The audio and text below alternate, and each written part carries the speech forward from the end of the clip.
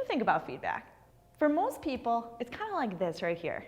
Maybe you've had lunch already, maybe you haven't. But feedback, it's kind of like when you eat that really good spinach salad and then you go to smile. Because that's the thing about feedback. We love to receive it. We'd want to know there's spinach in our teeth. But when it comes to having a tough conversation with someone, that's where things can get tricky. That's where it can feel like, I don't know, maybe it'll fix itself. Maybe this isn't worth it. So that's what we are going to tackle today. When it comes to good feedback, it is never what you said. You probably said something correctly. You probably said exactly what is happening. It's what they thought you said, knowing that science is not in your favor.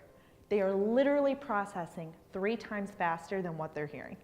Whenever you're delivering feedback, if the person is walking away clearly knowing, I know why we're having this conversation, it's good feedback. If you are just like, hey, thanks for the pat on the back, it's fluff. In fact, if you ever have to have a hard, tough conversation with someone, keep in mind, it's not what you said, it's how they felt about what you said. If someone feels like, I trust your intent, you were telling me something clearly because you want me to be better, it will be received more effectively.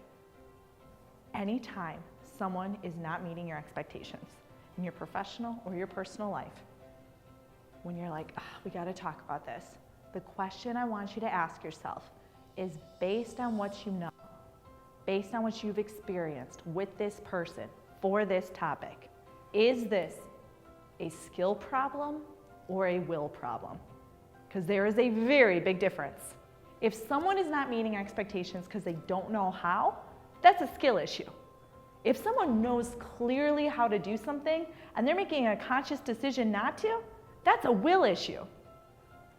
So before you ever have a conversation with someone, first, what is that change in skill or behavior?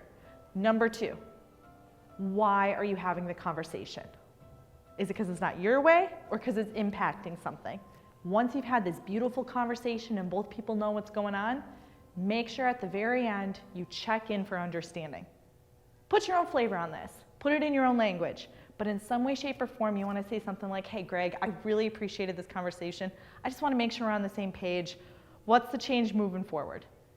Get them to tell you why you had the conversation. And that's how you make sure that both people walk away on the same page and feeling good.